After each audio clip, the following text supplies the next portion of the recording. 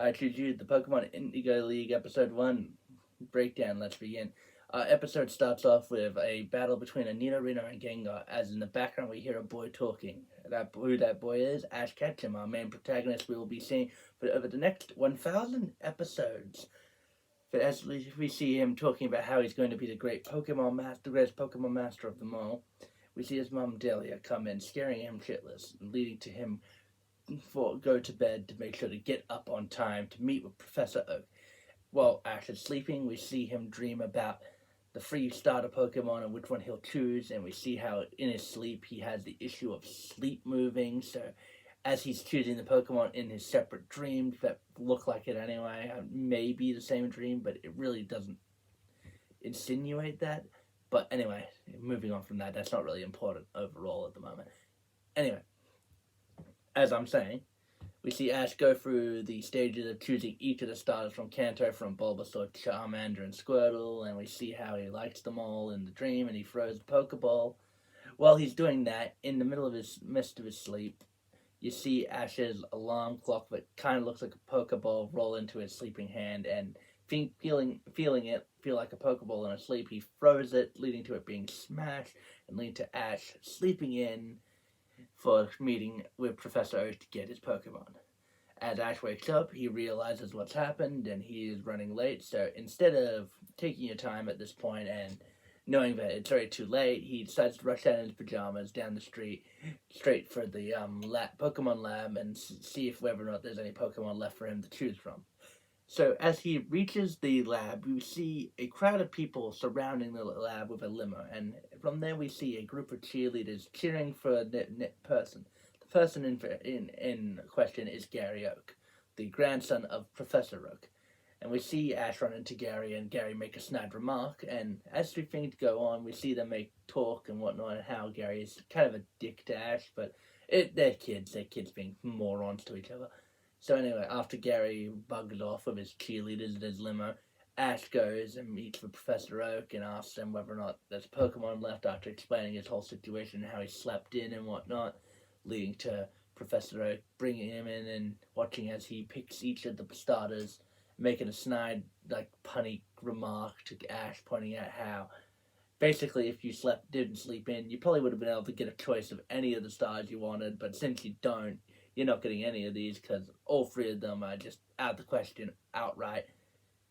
So we watch Ash choose between all three of them, and the snide remarks come through until Ash basically begs for a Pokemon because he's seen all three, and all three Pokeballs are empty, so Ash has only got one thing left, which Oak says he has one Pokemon left, but this one has got some problems, leading to Ash meeting Pikachu for the first time, and showing off his problems as Professor Oak says it.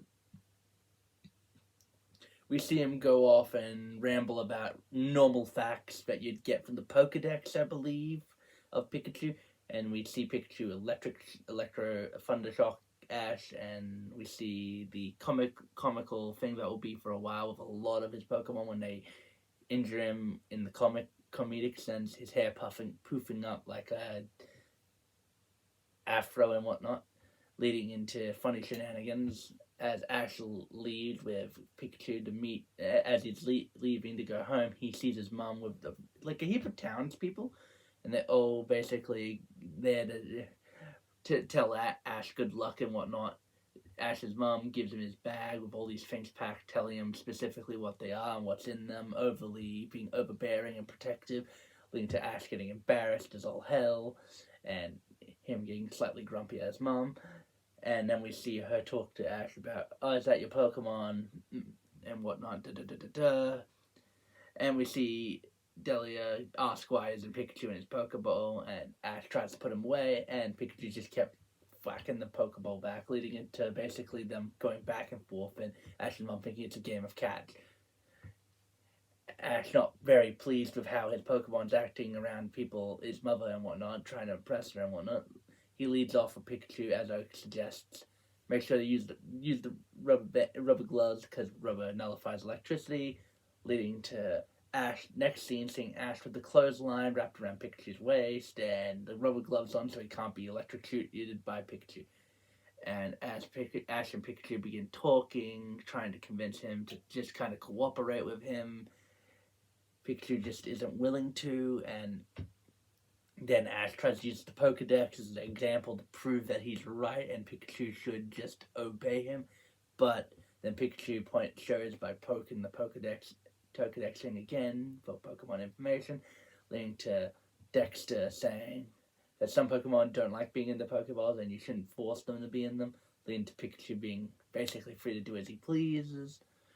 We see Ash see a Pidgey and ask Pikachu to attack him. Pikachu ignores him, runs up a tree branch, and basically just beats a little bugger. Ash tries to catch him with his bag, leading to a whirlwind from Pidgey and Ash being hit in the ground.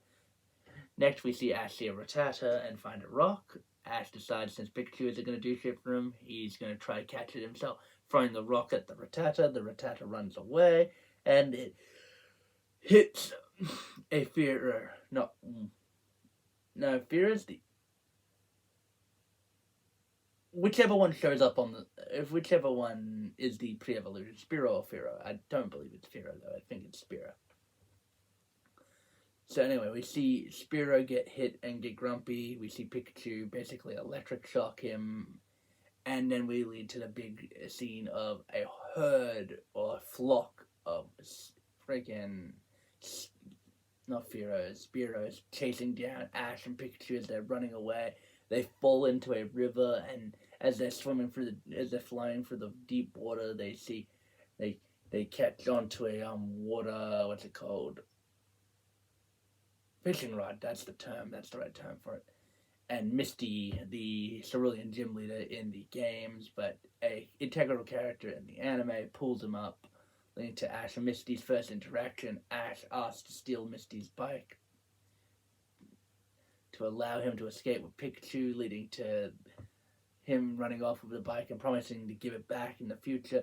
We see Stormcloud come rolling in as the flock of Spearows are chasing after him as the rain gets worse and worse. You see Ash be prepared to protect Pikachu as he stops and tell him to run so Pikachu can escape, allowing him to basically be free and escape from this attack, Ash thinking his journey was going to be at the end of his road. But Pikachu, seeing the bravery of the human that's taken him in, the human that he first saw as just a nuisance who was just going to be a pain in his ass for a while until he gave up on him, saw that this human actually cared about him and actually wanted to do good for him. So Pikachu, in response to that, decides to attack this flock of Spearows, running at Ash, jumping on his shoulder, and firing a thunder, which hits the entire flock of Spearows, leading to them all to be defeated. Ash and Pikachu, being injured as they are, they rush as fast as they can to the Pokemon Center, leading to the end of the episode. That is it for episode 1 of the Pokemon anime. I'm happy to begin rewatching all of this again. This may be a daily series. Hopefully it's a daily series. It really depends on whether or not I can sit through a daily episode of Pokemon every day. I may even start another series for when I don't want to do a daily episode of Pokemon, so I can still keep up the double daily uploads if I remember to keep the double daily uploads up and going. But overall, this is going to be fun, and I'm really enjoying rewatching the Pokemon anime from episode 1 and going all the way back to the end, basically. But even though it's not just going to be the anime episodes, so I'm going to be doing a whole breakdown of the movies and whatnot when I watch the movies and whatnot, and stuff like that. I'll even probably start watching Horizons by the time I finish the dub of the Pokemon anime, because now the entire dub is out of every episode. I'll be able to complete it all and actually watch and experience the entire series while Pokemon Horizons dub is slowly built up. And since this will probably be a daily upload of 1 episode per breakdown, which will lead to me making over 1,000 days worth of content. Leading to basically, hopefully, Horizons dub and Pokemon anime being complete to allow me to continue doing what I'm doing with Pokemon. But if not, I'll probably move on to doing something else, another long-running series that I want to rewatch, or even a long-running series I haven't watched yet that I've just kind of ignored. overall, this has been fun, and I can't wait to do episode 2 tomorrow, and I'll catch you guys later, and see you on the flip side. Don't forget to like and subscribe. I really hate doing that, but I'm probably going to do that here and there just to let things show, to prove that I do kind of give enough a rat's ass, but also I do understand it's annoying and most people don't like it, so I'll most likely not do it regularly. It'll probably be here and there where I'll actually remember to do it. So it's more than likely I won't say that nearly as often as I just did that. It probably may never happen. It probably won't happen regularly at all. So I'll catch you guys on the flip side. See you later, and we'll see you all tomorrow when we upload another video.